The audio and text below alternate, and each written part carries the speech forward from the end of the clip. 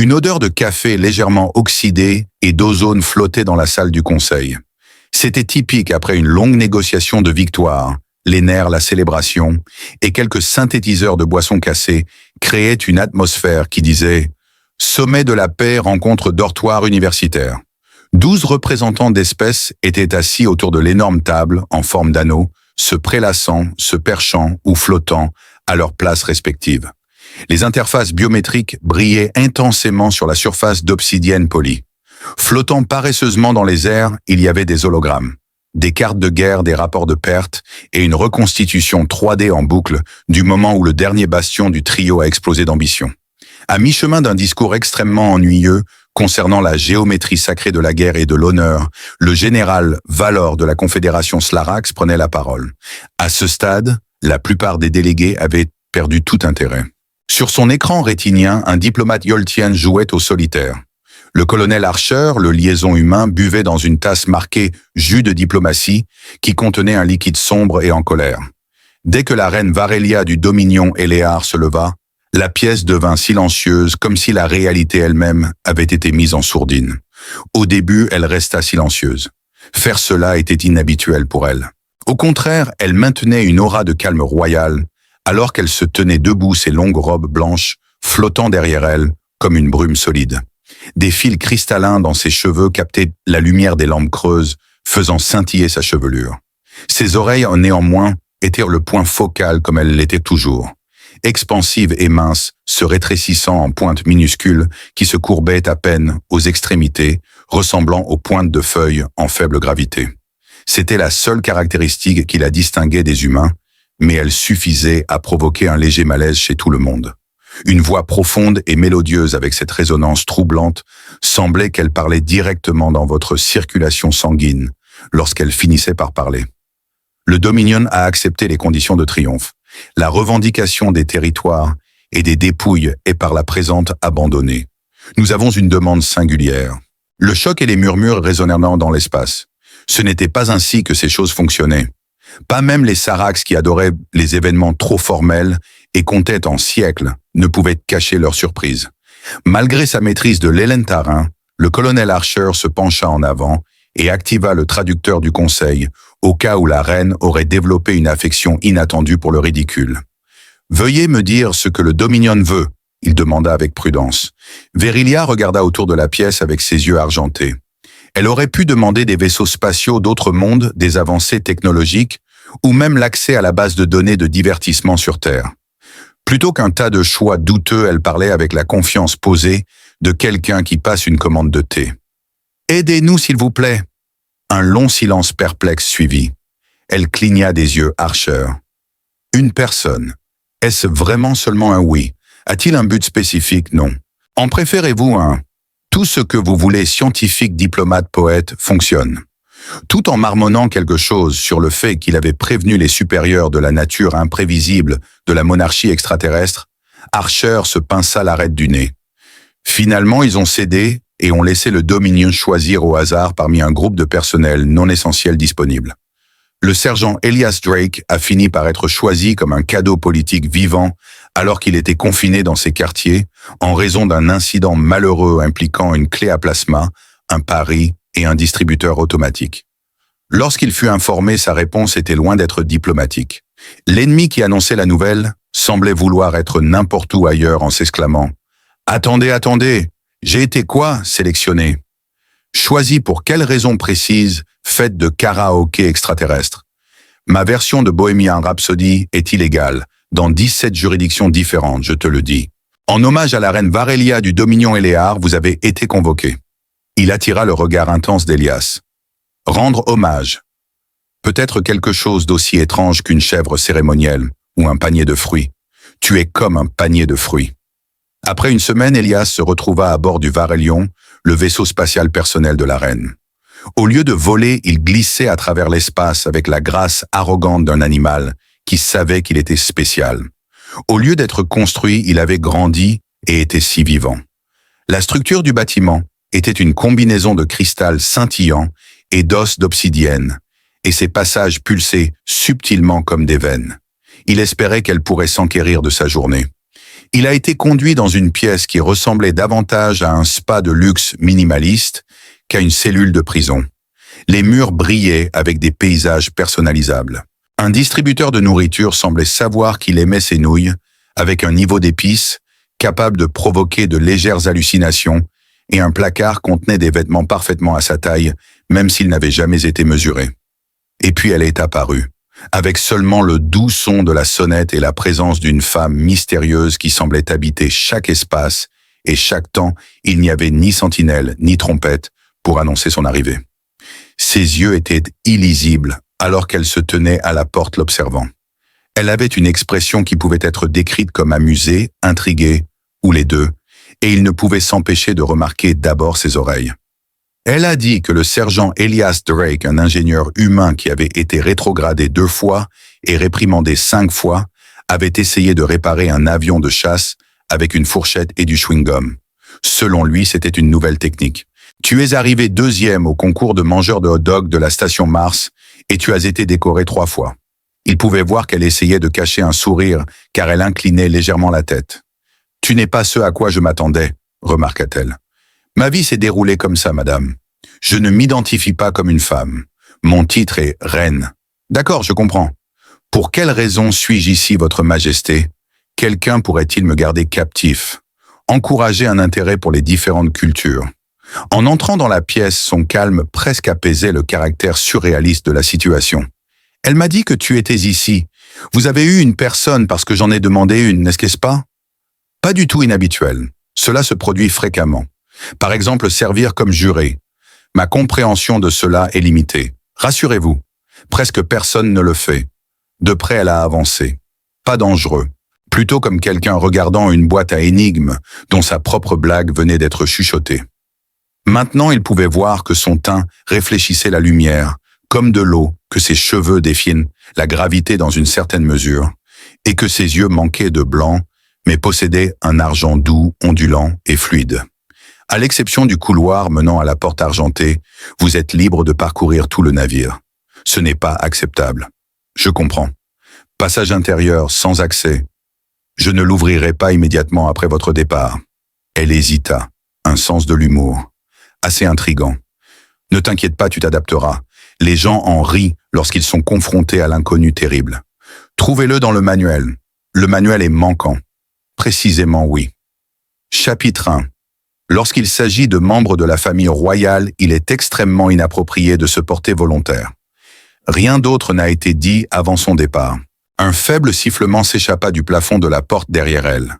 Alors qu'il observait la pièce, le vaisseau et le tournant bizarre que venait de prendre sa vie, Elias s'attarda une seconde de plus. « Eh bien, se dit-il, ce déploiement est la chose la plus bizarre qui soit jamais arrivée, où je suis sur le point de me marier dans l'espace. » Les murs restèrent silencieux, mais au-delà de leur présence dissimulée derrière cette porte argentée, un bourdonnement rythmique résonnait presque comme un rire. Elias fut réveillé en sursaut par les douces clochettes et le sentiment troublant que le plafond le fixait. Bien que ce ne soit pas particulièrement effrayant, cela faisait se demander si l'on n'avait pas consommé trop de baies de lune fermentées la nuit précédente. Il n'en avait cependant pas dû. Il avait tiré une leçon de l'événement impliquant sa nudité sur la base Europa. Cependant, le scintillement continuait. « Bonjour », proclama une voix trop enjouée, douce et cordiale. C'était comme si cela émanait simultanément de tous les côtés. Elias cria « Défini le matin » en se frottant le nez. Nous sommes dans l'espace en ce moment. Selon le temps standard de la Dominion, il est 6h14. Votre rythme circadien suggère que le réveil est optimal. Souhaitez-vous une boisson? Avez-vous quelque chose étiqueté « stabilité émotionnelle » dans une tasse? Le mur s'est ouvert pour révéler une tasse fumante avec exactement cela, inscrit en lettres élégantes d'Hélène Terren. Le temps est un menteur. À cela, il cligna des yeux. Ce n'est pas du tout effrayant. Café, électricité statique et une touche de vanille étaient les saveurs qui ressortirent de la boisson. Ce n'était pas terrible, mais c'était inattendu, tout comme tout le reste qui lui était arrivé depuis qu'il avait été pris comme sujet de conversation par la royauté extraterrestre. Vêtu d'une tenue qui lui avait été laissée, il s'est habillé. L'armée avait jamais émis une tunique bleu foncé, un pantalon noir légèrement irisé et plus confortable. Il lui a fallu 5 minutes pour comprendre que le pantalon était à l'envers et que la tunique ne passait pas tout à fait par-dessus sa tête. Plus précisément, elle passait à peine. Le manque d'instruction ajoutait encore à la frustration. Après qu'il fut suffisamment propre pour entrer dans le couloir selon les normes de Starship, il le fit. Comme si le vaisseau hésitait à le laisser explorer son intérieur, il s'ouvrit avec un léger soupir. Les couloirs se courbaient et se bouclaient de manière organique. Un manque de lignes droites et d'angles.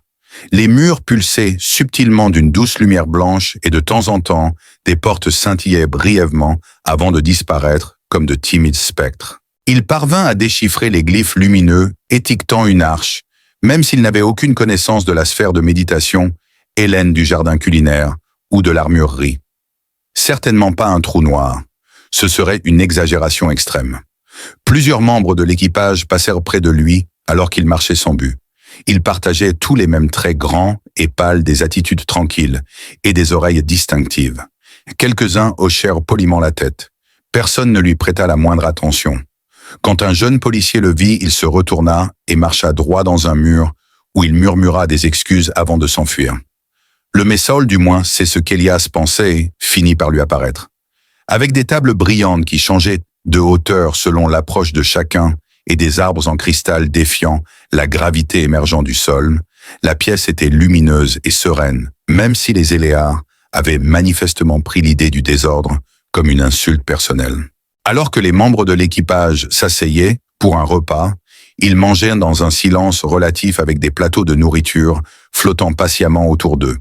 Près de lui, un plateau flottait et attendait avec impatience. Il offrait une variété, quelque chose ressemblant à un sandwich au beurre de cacahuète et à la confiture des nouilles lumineuses des cubes translucides et un tourbillon sombre qui émettait un petit bruit de ronronnement. Elias était hésitant. D'accord, qui parmi vous a accédé à mes souvenirs? Votre profil alimentaire implique que la nourriture réconfortante améliore la stabilité mentale. Remarqua le plateau d'une voix identique à celle du vaisseau. De plus, votre activité cérébrale augmente de 17% lorsque vous vous souvenez de vos déjeuners d'enfance. C'est touchant et effrayant à la fois. Je vais prendre le sandwich. Il s'assit mal à l'aise le seul dans une mer de calme. De l'autre côté de la pièce, un elfe immense en armure le regardait avec la fatigue de quelqu'un évaluant la stabilité d'un cœur de réacteur. Selon la figure armée, vous êtes l'humain de la reine. Cela a conduit Elias à croire que le capitaine Talent avait peut-être cligné des yeux un peu plus vite que d'habitude, mais l'expression du capitaine était restée inchangée. Je commande la garde royale. Sympa. Je commande un escadron de furets chez moi. L'histoire était longue et impliquait des patins à roulettes flottants et du fromage non autorisé. Talent a mis en garde contre les suppositions concernant la familiarité des gens les uns avec les autres et a dit « Votre présence est irrégulière ». Elias, en mâchant son sandwich, a répondu « Je suppose que je reste fidèle à ma réputation », après avoir entendu qu'il avait autrefois été la raison pour laquelle le manuel de la caserne avait dû être révisé à cause de lui. Elias mâchait pensivement alors qu'il continuait à explorer le vaisseau, maintenant accompagné de 2 gardes silencieux, aux expressions figées comme la pierre. Ils le conduisirent à l'observatoire où ce qui semblait en être un sur un vaisseau, qui utilisait l'intrication quantique pour observer à travers les années-lumière. Talent s'est levé et est parti sans dire un mot de plus. Quand Varelia parla, c'était sans tourner la tête. « Sais-tu ce que c'est ?» demanda-t-elle, la voix remplie d'émerveillement. « Grosse nuage de l'espace de la mort, joli tourbillon, indigestion de l'hyperespace. » Elle continua son regard fixé sur une nébuleuse tourbillonnante de bleu et de violet qui ressemblait plus à une peinture à l'huile qu'à un corps céleste. « Un lieu de naissance », ajouta-t-elle. Il se tenait à ses côtés pendant qu'elle parlait. « Tu m'as traîné à travers la galaxie pour une métaphore. Je voulais voir comment tu réagirais, et tu n'as pas demandé ce que je vois. Tu as essayé de me faire rire. » Une façon dont les humains gèrent de l'émerveillement, dit Elias, ajoutant que des étoiles naissent là et que des mondes se formeront à leur lumière. Mais pour l'instant, ce n'est que du potentiel. Et occasionnellement, des dieux d'horreur tentaculaires venus du vide accompagnés de peur et d'ennui. Enfin, elle se tourna vers lui et dit « Tu es plus honnête que la plupart même quand tu ne l'es pas. » C'était un compliment ou une énigme, peut-être les deux, mais dans tous les cas, ils restèrent silencieux longtemps. Ce n'était pas gênant, mais c'était plein. Elias observait son visage alors qu'elle contemplait les étoiles. Elle semblait calme et posée, mais il pouvait percevoir une tension sous-jacente. Question intrigue. « Je me demandais pourquoi tu m'avais demandé, dit-il, sa voix s'éteignant. Je t'ai dit que je voulais un humain. Ouais, mais tu n'as pas précisé pourquoi. Tu savais que le conseil serait suspicieux. Tu savais que cela attirerait l'attention. » Elle tourna toute son attention vers lui, ses yeux argentés, réfléchissant la lumière comme deux lunes jumelles. Ils ne comprennent toujours pas. Est-ce une façon royale de dire que je suis un désordre? Vous êtes peu raffiné et imprévisible. Tu sens l'anxiété et le sarcasme. Je me suis lavé ce matin. Ce n'était pas une plainte. Il a ri. D'accord, je suis imprévisible. C'est le but. Tu aimes embrouiller les gens. J'aime remettre en question les hypothèses. Et vous, sergent Drake, êtes un défi fabuleux. Redirigeant son regard vers les étoiles, elle demanda « Et maintenant ?» Elias se tenait à ses côtés dans l'observatoire, fixant le grand inconnu toujours confus quant à ses désirs et pourquoi il avait été entraîné dans ce jeu. À son insu, quelque chose de bien plus ancien et de plus mystérieux était en jeu et un vague souvenir commença à se réveiller dans les recoins de son esprit. Dans un effort pour évaluer son niveau d'autonomie, Elias demanda une carte au système d'intelligence artificielle du vaisseau qu'il reçut sous la forme d'un plan tridimensionnel lumineux rempli de tournants de courbes et d'étiquettes allant de l'infamilière à l'étrangement nébuleux. Le vaisseau répondit poliment « Calibration de l'humour en cours ». Il en désigna un du doigt et haussait un sourcil. Ce n'est définitivement pas une salle de stockage d'armes biologiques. Il passa les quelques heures suivantes à errer dans des couloirs qui bouclaient en spirales zéresques, avec la gravité décidant parfois d'avoir une interprétation artistique de la direction du bas. Il y avait un verger céleste, une chambre de méditation quantique et surtout son préféré. Il s'accrocha fermement à une rampe alors que le sol se déplaçait doucement, fredonnant une berceuse en allante. « Écoute, dit-il au sol, je comprends que tu es vivant et tout, mais si tu me plonges tête la première dans un cœur de plasma, je hanterai tes circuits pour toujours. » Pendant 2 secondes, les lumières du vaisseau s'éteignirent, ce qu'Elias prit comme un accord poli, un clin d'œil, ou peut-être un défi. Enfin, il arriva dans une chambre dont le seul identifiant était le symbole de l'infini, entouré d'une spirale. La porte était initialement inerte, mais finit par s'ouvrir avec un soupir rappelant quelqu'un abandonnant une résolution du Nouvel An. Dans la chambre se trouvait une vaste gamme de sphères flottantes, chacune abritant son propre environnement holographique. Des forêts aux océans, et même une qui semblait diffuser une sitcom sur des champignons parlants, et des rendez-vous interdimensionnels, il dériva vers la sphère la plus proche qui scintilla, à mesure qu'il s'en approchait, et montrait une projection de la Terre. Ce n'était pas la Terre qu'il connaissait, mais une version antérieure dépourvue de mégapoles et d'ascenseurs orbitaux, avec seulement des collines verdoyantes et des bâtiments anciens. Dans ce qui semblait être le 21e siècle, Elias regardait une silhouette définitivement lui-même apparaître déambulant dans une rue pavée, avec une tasse jetable de quelque chose de chaud à la main. Vêtu en tenue civile, il sourit à quelqu'un hors du cadre. Elias recula alors que la sphère scintillait et passait à un autre souvenir ou simulation, il ne pouvait pas dire lequel. Il se tourna pour voir une femme nommée Eleantar, qui était jeune avec des cheveux coupés courts et une paire de gants utilitaires accrochés à sa ceinture. « Tu es l'humain de la reine », ajouta-t-elle en croisant les bras. La voix derrière lui était tranchante, non pas en colère mais alerte, comme une enseignante surprenant un élève dans une archive restreinte. Elle plissa les yeux et tapota quelque chose sur son poignet. « Cette pièce est interdite. Je m'attendais à ce que tu sois plus grand et à un mini-bar, mais nous y voilà. » La porte n'en disait rien, mais elle était étiquetée avec des runes. « Hélène de 5e ordre. » Ouais, je n'ai maîtrisé que jusqu'au 3e ordre. Je garde le 5e pour ma lecture de vacances. Elle soupira et questionna la restriction. Les souvenirs dans l'air scintillaient et commençaient à se retirer. Elias pointa du doigt l'une des sphères qui commençait à reculer et demanda « Qu'est-ce que c'est ?» Elle expliqua qu'il s'agissait d'empreintes personnelles qui sont comme des échos d'identité utilisés dans les rituels d'intégration ou en thérapie pour enregistrer des anomalies psychologiques. Il ressentit un soudain coup au ventre en jetant un coup d'œil à son souvenir de la Terre qui avait été observé par la reine et vit qu'il flottait comme un économiseur d'écran. La mémoire était codée donc personne ne pouvait y accéder sans le consentement du sujet ou un contournement royal. Oui, Elias plissa les yeux et regarda à nouveau la femme. Vous travaillez ici ou vous êtes juste très curieuse? Demanda-t-il. Je calibre les sphères, dit-elle avec un demi-sourire réticent. Tanis, architecte de mémoire, dit-elle. Elias Drake, panier cadeau non désiré, dit-elle. Ah, c'est toi qu'elle a choisi. Tout le monde en parle en chuchotant. Aucune offense prise, mais personne ne semble comprendre pourquoi tu n'es pas exactement un candidat royal. J'allais utiliser le terme d'ambassadeur universel, mais cela convient mieux. Quant à moi, je possède le kit de démarrage diplomatique humain de charisme, de sarcasme et d'une peur réprimée de la responsabilité. Tanis inclina la tête avec surprise. J'entends cela souvent généralement juste avant que les choses ne dégénèrent. Au fur et à mesure que le cycle avançait, Elias fut appelé dans la chambre centrale qui était rarement utilisée, réservée aux occasions solennelles ou aux décisions importantes et dont l'architecture ressemblait à celle d'une cathédrale et d'un puits de gravité. Varelia était déjà là attendant sur un dais flottant en forme de cristal en fleurs. Le dais tomba silencieusement alors qu'il s'approchait. Son expression était comme d'habitude illisible. Tu accèdes à l'archive des souvenirs. Tu y as mis ma vie et tu t'attendais à ce que je ne regarde pas. Je m'attendais à de la curiosité, pas à de l'imprudence. La curiosité et de l'imprudence, du moins, chez les humains. Varelia fit un geste et une projection apparut entre eux. Une des sphères de mémoire montrait Elias adolescent debout seul dans un hangar, regardant fixement une navette partiellement construite.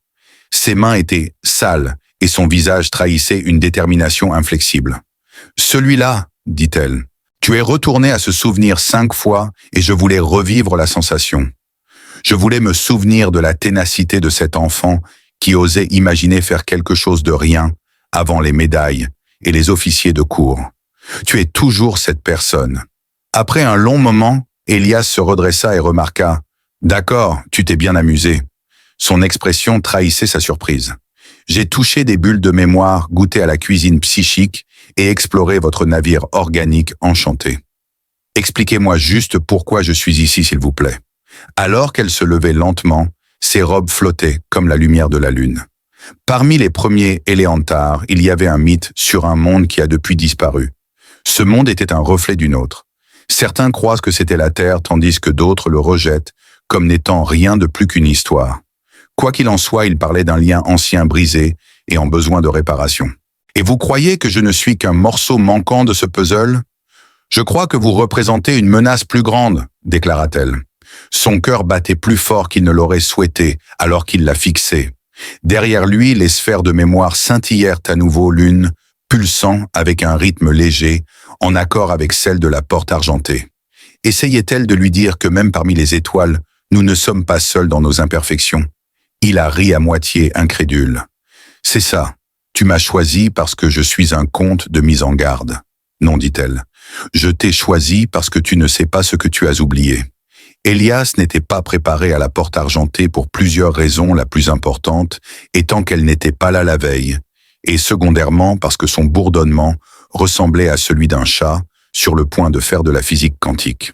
La porte pulsait maintenant au milieu d'un couloir qui n'avait pas été auparavant partie intégrante de la disposition du vaisseau, à moins, comme il l'avait soupçonné, d'après ce qu'il avait vu jusqu'à présent, que le vaisseau aimait dissimuler des ailes secrètes pour un effet dramatique. Il posa une main sur la grande porte lisse, et comme prévu, elle s'ouvrit. « Eh bien, murmura-t-il pour lui-même, au moins ça n'a pas explosé. » Les symboles sur la porte scintillaient, mais disparaissaient lorsqu'on les regardait directement comme s'ils étaient timides ou engagés dans une sorte de cache-cache interdimensionnel. Des panneaux flottants de cristal transparent entouraient les murs de l'espace circulaire et sombre qui se trouvait au-delà. Chacun d'eux émettait des fragments de musique, des visuels et peut-être même des odeurs. Heureusement, aucun d'eux n'avait l'odeur de poisson brûlé qu'il se souvenait d'une époque sur une base militaire et dont il faisait encore des cauchemars. Avec toute la détermination d'une bonne chute, la porte se referma brusquement derrière lui en entrant. Le point focal était un piédestal qui émettait une douce lumière bleue et bourdonnait. Il s'en approcha s'attendant à la traditionnelle grande révélation, ou du moins à une voix disant « Bienvenue élu ». Cependant, tout ce qu'il fit fut de produire un bruit de bip et d'afficher une figure en bâton holographique, exécutant une petite danse. Qui a enseigné quoi que ce soit dans la crèche cosmique? Une voix plus âgée, plus dure et clairement peu impressionnée intervint. Il semble que vous n'ayez pas la permission d'utiliser cette interface. Il se retourna brusquement. Complètement désert. Après une observation plus approfondie, il vit qu'un des panneaux avait illuminé une image d'un visage humanoïde anguleux, à la peau grise, avec des yeux enfoncés et un front perpétuellement sceptique. Elias a précisé qu'il ne faisait que jeter un coup d'œil et qu'il n'essayait d'accéder à rien. « Il n'y a personne comme toi. C'est certainement impoli. Vous avez été désigné comme un humain. Les ensembles de données de recoupement vectoriel qui ont été transférés n'étaient pas concluants. Incertitude concernant l'objectif et l'architecture mentale. Mon profil de rencontre a été capturé, c'est sûr. L'écran a clignoté. Farce enregistrée. Ajustement des attentes de l'interface. Un autre panneau s'est animé. Elle représentait la Terre sa Terre, mais avec des marques mystérieuses, des chemins énergétiques, des artefacts implantés dans le paysage et des coordonnées qui n'apparaissaient sur aucune carte humaine. Dès qu'il tendit la main et toucha un nœud marqué « Fragment de thèse », la projection changea. Une mémoire s'est diffusée, mais ce n'était pas la sienne. Un conflit intellectuel plutôt que naval. Des flux de conscience s'écrasant dans le vide. Se tenant contre quelque chose de mal, quelque chose de sombre, de changeant et presque familier, sont de vieilles et silencieuses formes éléantaires. Par la suite, il remarqua un véritable être humain venant manifestement de la Terre, les commandant et les guidant. C'était la fin de la vision. « Hé !» dit Lia à nouveau. « Trouvez des preuves de convergence historique. Un match génétique de 87,2% a été trouvé. » Elias murmura. « Qu'est-ce que ça veut dire ?» puis demanda. « Que tu n'es pas étranger à cela » murmura une voix apaisante et réconfortante derrière lui. Se retournant, il s'en alla. Debout dans l'embrasure de la porte, le regard de Varelia était impénétrable, mais visiblement plus doux que d'habitude. En entrant, la lumière accentuait ses longues oreilles, lui donnant une apparence mythique plutôt que celle d'une monarque. Sa déclaration était « Je pensais que tu avais dit que je ne me souvenais de rien. » Je paraphrase. Tu as oublié, je l'ai dit. Votre âme avait, comme je l'ai mentionné auparavant. La projection était son point. Cet homme me ressemblait. Quoi qu'il fût, il était vous. La mémoire linéaire n'est pas quelque chose que les Éléars considèrent comme vrai. C'est différent de la façon dont les gens le font normalement. Si la réverbération est suffisamment puissante, le passé peut nous sembler aussi proche que la respiration. Elias a dit que c'était poétique. De plus, c'est vaguement horrifiant. Vous avez participé à l'accord initial. Une personne qui, avant même que les étoiles ne s'en aperçoivent, a aidé à relier deux royaumes. Rien de tout cela n'est gravé dans ma mémoire. Je ne veux pas que tu le fasses. La connaissance a été scellée par votre genre il y a longtemps. Vous avez fait un pacte de négligence. Pourquoi diable irions-nous jusqu'à faire ça? En termes simples, votre développement serait entravé si vous en saviez trop sur votre passé. La raison en est que les souvenirs ont presque brisé l'accord la dernière fois qu'il s'est réveillé. Assis au bord du piédestal, il se frotta les tempes. Permettez-moi de vous éclaircir à ce sujet. Je suis un envoyé de la paix, renaissant un diplomate spatial et un possible interrupteur de fin du monde. Tu lui donnes un ton trop dramatique. Des feuilletons avec des intrigues plus réalistes, j'en ai déjà vu. Varelia s'avança vers lui. Revenir à votre ancien moi n'est pas ce que nous demandons. Veuillez simplement garder suffisamment d'informations pour pouvoir être utile à nouveau. Il la regarda avec appréhension. Pourquoi moi? Pourquoi pas quelqu'un de plus intelligent, courageux et réticent à prendre chaque situation à la légère? C'est parce que la comédie sert de base solide. Tout au long de vos vies, cela reste un reflet constant de qui vous êtes. Oh, vraiment? La comédie stand-up cosmique était ma réincarnation, préférable à un bureaucrate intergalactique. Épuisé et déconcerté, il a ri. Ouais, je comprends. Un silence inconfortable s'ensuivit pendant longtemps. Avec cela, Elias se leva. Et ensuite, je commence à accéder à des souvenirs oubliés depuis longtemps, comme si je jouais à un jeu vidéo. Et les bonus. Une nouvelle perspective s'éclairera pour vous. Agencement, relation. La manière dont la lumière se réfracte autour de la réalité. Y a-t-il un risque de maux de tête avec ça? Cela peut arriver. Buvez beaucoup d'eau. Alors qu'ils sortirent de la pièce, la porte se fermant doucement derrière eux, Elias sentit un rapide changement, non pas de mouvement, mais d'anticipation sous ses pieds. Main dans la main, il se promenait. Elias la regarda. « Hé, murmura-t-il. Tout cet aspect de me sélectionner comme un prix n'était pas simplement un acte de flatterie politique, n'est-ce pas? Non, tu avais la possibilité de choisir n'importe qui. Comportement aviaire classique, une lune, une flotte et une autruche volante, que j'ai personnellement rencontré mordant un diplomate. Visalia rayonnait. Pas grand, mais réel. Je t'ai choisi parce que même enveloppé de secrets, tu persistes à chercher des réponses pendant que les autres hésitent. De plus, j'avais envie d'entendre ta voix à nouveau. Fronçant les sourcils, il détourna le regard. Juste un instant. Pas vu. Le passé, n'est-ce pas? Personne ne peut surpasser ma mémoire. J'ai l'impression d'avoir échoué misérablement maintenant. Très bien. Être humble est une vertu. Ils poursuivirent leur chemin, chaque question les menant à un autre souvenir fugace. Une autre porte argentée scintillante se matérialisa quelque part dans le cœur du vaisseau. Elias, en attendant, se retrouva dans un jardin inattendu. Il était officiellement censé être là, juste pour être clair. Entre la chambre aurorale sereine et la pièce qui avait peut-être, ou peut-être pas des trous noirs récréatifs, selon les plans architecturaux du vaisseau, il semblait qu'elle s'était matérialisée juste pour lui. L'arbre central semblait écouter ou juger, ou peut-être faire les deux, sa forme tordue, trahissant une tornade émotionnellement chargée. L'air était trop calme, l'herbe trop verdoyante, et l'arbre lui-même pulsait doucement. Il se tourna pour voir Varelia à genoux, à côté d'un petit étang, sa main pendante de manière précaire au-dessus de l'eau, qui ondulait en fractales géométriques précises en réponse. « Permettez-moi de spéculer », affirma Elias. « Un arbre garde une trace des idées, un étang lit les sentiments, et l'herbe classe vos impôts. » Au lieu de lever les yeux, elle déclara que c'est un nœud de convergence. Elle le regarda avec cette expression subtile et légèrement satisfaite, qui lui donnait l'impression d'être l'objet d'une blague qu'il n'avait pas encore comprise, et cela communique avec des fils de mémoire, ce qui n'est certainement pas un nom. Au milieu de son mouvement, un banc se matérialisa sous lui, et il s'assit dessus. « Je vois. Heureusement que les meubles ont encore un peu de télépathie. Selon elle, le jardin apparaît pour que la résonance puisse avoir lieu. Ici, les échos se transforment en fils. Ce que cela signifie reste un mystère pour moi. Cela implique que vous commencerez à vous souvenir des choses lorsque vous serez prêt. Prêt est encore ce mot. Bien que ce ne soit pas utile, le sourcil levé de Velia exprimait la version extraterrestre de la reine, de vous comprendrez, à l'échelle mondiale. Il tourna la tête vers l'eau, espérant sans espoir que rien ne se passerait. Cependant, il a commencé à émettre de la lumière, non intelligent, mais conscient. L'image initiale a suivi. Un sentiment chargé de lumière, un espace, et le crépitement du bois, pas tout à fait un souvenir mais proche. Certainement pas le vaisseau spatial. Peut-être la Terre. Une cheminée pouvait être trouvée. Elle était flanquée de deux figures, des humains séparés et des Elentars. Ce n'était pas une dispute. C'était drôle de les entendre rire. Même s'ils ne comprenaient pas, Elias savait qu'il était l'un d'eux.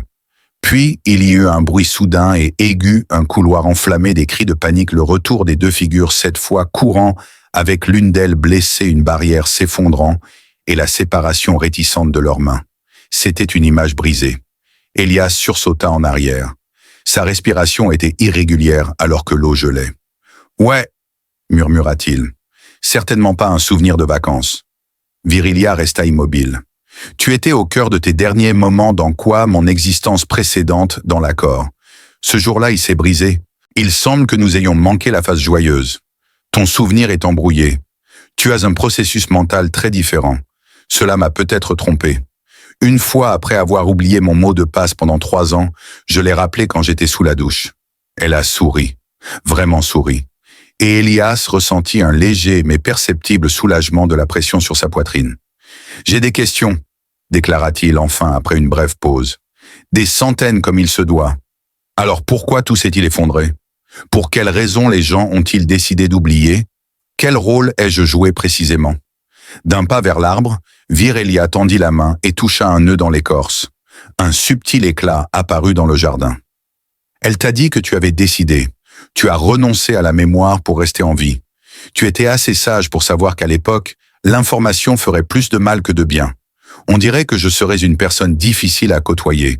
Tu étais indispensable, dangereusement concentré. Quelque chose à ce sujet semble de mauvais augure. Tu étais brillant. Le consensus l'appelait tissage cognitif. Les lignes du temps pouvaient se briser et les chemins se tordre. Tout était là pour que tu observes. En fronçant les sourcils, il détourna le regard. Être voyante était mon métier. Ce mot te mettait en colère. Oui, cela ressemble à ce genre de choses qui irait bien avec des bougies parfumées et des cristaux. Virelia tendit la main et caressa doucement l'arbre une fois de plus. Dans l'espace entre eux, une nouvelle projection se matérialisa. La lumière se tordait en un motif de moiré comme un fil. Et Elias la regarda. Elle la décrivit comme une convergence. Elle est en train de prendre forme. Un embranchement. Les deux mènent à l'effondrement, mais l'un apporte la paix. Autant que l'on puisse en juger, c'est un mystère complet. Tu as été utile une fois. Il ferma les yeux et s'inclina en arrière, disant « Tu peux à nouveau. Cela est lié à ta demande d'assistance. Pourquoi m'as-tu choisi comme ton prix ? Un prix n'a pas été choisi par moi. J'ai opté pour une encre, un potentiel quelque chose qui ferait réfléchir les gens. Un dispositif explosif en politique. Cela aussi, revenant son regard vers la projection, il écarquilla à nouveau les yeux. Si je prends la mauvaise décision cette fois-ci, que va-t-il se passer ? Pas toi. Confiance. C'est nouveau. Ça manque d'assurance. Mon souvenir. Je pensais n'en avoir aucun. Les os ont une mémoire pour certaines choses. Il y réfléchit. Que dois-je faire à ce stade ?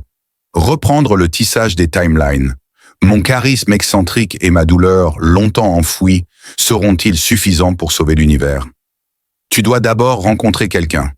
Au début, je pensais que nous allions nous embrasser et que tu me rassurerais en me disant que tout ira bien. Variegated inclina la tête. Il est trop tôt pour que tu fasses au ça. En signe de fausse soumission, il leva une main. Les efforts d'un gars sont louables. Elle descendit de l'arbre et fit un signe. Des pétales s'ouvrirent sous le poids de pas invisibles, alors qu'un chemin se déroulait dans le jardin. Oh, elle fit signe. Le passé s'approche de vous. Vous feriez bien de vous préparer à le rencontrer de front. En montant et en suivant, Elias poussa un long soupir. Il regarda en avant, alors qu'ils avançaient, simplement intéressés par le sort de l'autruche flottante. Elle se balançait aux côtés d'une bande de flibustiers. Étrange. Après un bref battement, les pétales disparurent dans les airs. Ni rapide ni lente, l'ascenseur qui les descendait ne faisait que déplacer son corps comme s'il avait pesé toutes ses vitesses potentielles et s'était arrêté sur la plus troublante. Il a simplement déplacé son corps comme s'il avait pesé toutes ses vitesses potentielles et s'était arrêté sur la plus déconcertante. Les murs étaient transparents, révélant le design complexe des vaisseaux Eleanor en dessous. Différentes zones semblent avoir subi des passages de temps variés. Certaines sont brillantes avec des circuits actifs, tandis que d'autres sont marquées par l'électricité statique. Alors que le ventre du navire se dépliait, ressemblant à un escalier infranchissable, Elias regarda vers le bas. « Es-tu sûr que ce n'est pas un piège ?» demanda-t-il. « Si c'est le cas, c'est un piège très inefficace, » dit Varelia. « Eh bien, l'efficacité est surestimée. Une fois, j'ai vu un gars passer 6 heures à essayer d'ouvrir une boîte avec une cuillère parce qu'il avait perdu l'ouvre-boîte manuel. Ça a marché. Oui, techniquement. En termes de mon bien-être spirituel, non. » Un soupir qui semblait étrangement jugeur annonça le dernier arrêt de l'ascenseur. Un couloir illuminé par des lumières ambres pulsantes se révéla lorsque la porte s'ouvrit. Le vaisseau semblait avoir développé ce niveau de manière autonome, sculpté dans la mémoire, plutôt que dans la substance, car les murs étaient moins rugueux et plus organiques en texture. « Pourriez-vous me dire où nous sommes ?» demanda Elias. « En dessous du cortex cérébral. Je n'entends rien de sinistre là-dedans. » Elle continua en disant que c'était l'emplacement des archives. Les premières parties, la documentation de l'accord avant les purges. En s'abstenant de siffler, Elias traînait derrière. Tu utilises ce terme fréquemment. L'esthétique complète du paradis dévoyé est vendue par les purges. Aucune intention malveillante n'était prévue, c'est-à-dire pas dans le sens conventionnel. C'était essentiel à l'époque. Effacer l'histoire semble raisonnable quand on le dit de cette façon,